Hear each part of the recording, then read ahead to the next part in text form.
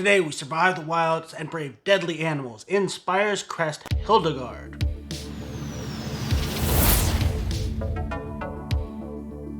Welcome to Tabletop Gaming Guild. Tabletop Gaming Guild is all about the experiences and memories that playing tabletop games with friends and families can create. Today we're looking at Spires and Hildegard, designed by Gregory Favreau and published by Favreau Games.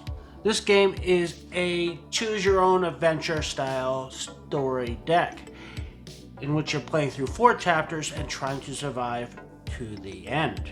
To set up, you simply have to pull out the deck for your current chapter, and make sure you pull out the reference card that is hidden at the back of chapter 4 for some reason. You'll then pull out your dice and your tracker cubes, and you're ready to play. To begin, you're going to be randomly choosing one of the 3 starter cards and reading through the text on the card. I will avoid any spoilers. I will go through the starter card and your starting resources, but for anything beyond that, I will blur anything that's potentially spoiler. So basically, you're going to read through the text of the card. It's going to give you 3 starting gold, 2 starting skill markers, and tell you to get out cards 88 through 90. These are going to give you your character card, starting equipment, and your main item that's going to be your objective for the game. It may give you some extra items, any items that gets tucked under your character. However, for your first card, before you tuck it, you're going to want to make a decision based on the text on the top. In this case, it gives you, do you want to go to card 8 and go to the mercantile, or go card 2 and have a breakfast before you get started? 90% of the game is going to be just that. You're going through the deck, it'll give you a little story, and you'll make a decision that'll direct you to a new card, just like any choose your own adventure. Later in the story, some of the decisions will require certain keywords. So you look at your items that are tucked under your character and see if you have that keyword. There's also 2 types of challenges you may face throughout the game. So basic challenge will give you a number of bullseyes you need to achieve, an accuracy, which is how many dice you get to roll, and a number of sets, which is how many times you can roll those dice. Sometimes they'll also give you a bonus challenge that can be hitting extra bullseyes or a specific combination that has to be face up on the table at one time. Those will usually reward you either more skill points, which go on your character, or money.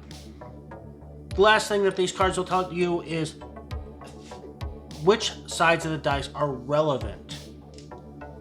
So what you're going to be trying to do is, when you roll these dice, you're going to be trying to form bullseyes, but you can only use spaces that are shown on the card. So in this case, you got half a bullseye, and then you can finesse. So when you finesse, you must lock in at least 1 dice, and then you can re-roll all the other ones.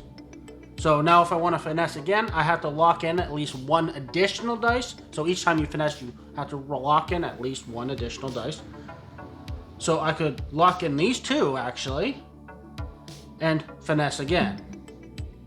So if you notice, I've made 2 bullseyes. The colors do not matter as far as making a bullseye, so I can combine whites and blacks as long as both of those colors show up on the card. Let's take another example of if I had rolled this. So I have the outer edge of a bullseye and the inner dot. That is a complete bullseye. I would then get to roll the wild shot dice. You start with the black as the only wild shot dice available. If you roll another bullseye, that's straight another bullseye, so I'd have 3 bullseyes. But if I rolled a blank, that's nothing. Or if I rolled an X, that is a critical miss, and I have to remove one of the dice I rolled. So I might end up having to break up one of the bullseyes. So in this case, now I have only 1 bullseye, and so I could put that on here, and that is 1 set. Now I can repeat that, again, rolling 4 dice, for however many sets this challenge allows. At the end, I total up how many bullseyes I've made in all my sets, and determine if I am successful or not, and that'll dictate which card I turn to next.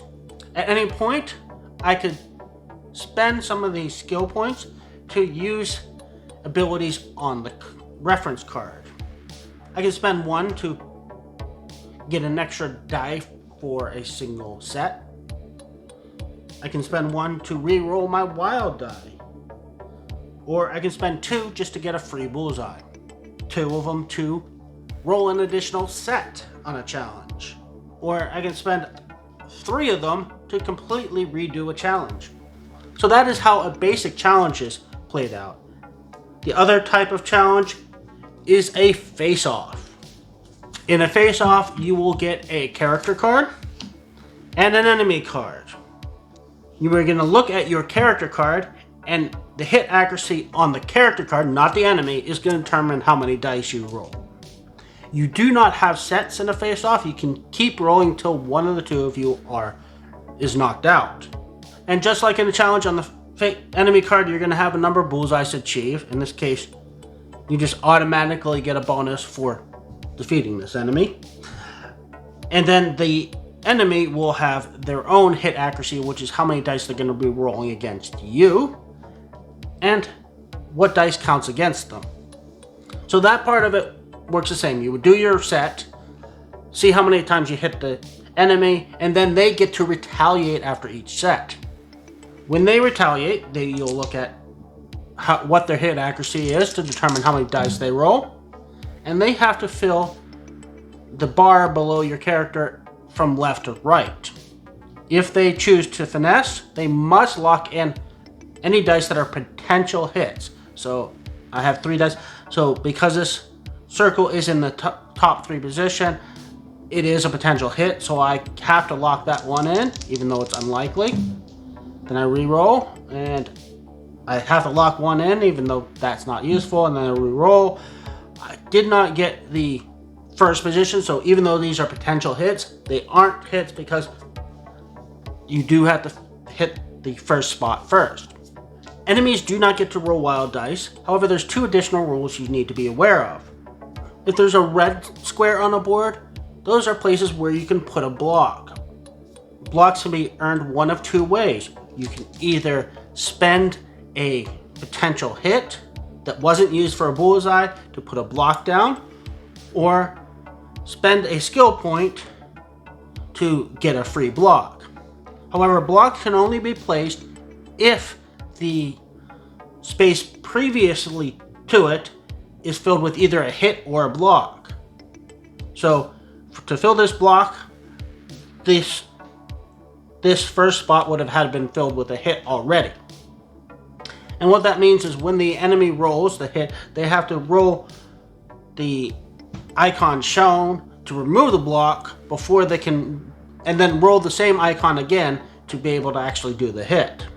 If there's ever 2 reds back to back, you can do multiple blocks, because as I said, in order to do a block, the space before has to be either filled with a hit or a block, so you could have consecutive blocks. Some spaces have keywords under them, and those are negative effects, and you can use your reference sheet to find out what those do. Once one of the characters is knocked out, you would then read the text relevant to you, whether you won or lost. And that's a basic face-off. Be aware there are a few additional challenges that you're going to face, and it will introduce some new rules, but they're going to revolve around the same basic mechanics. I don't want to get into those, as part of the fun of this game is discovering those little twists. The game goes for 4 chapters. Each chapter takes 30 minutes to an hour, and they're well paced so you can have a nice break between chapters. Thank you for watching. Hope you enjoyed this video, and check out our other videos on YouTube, and other social media networks.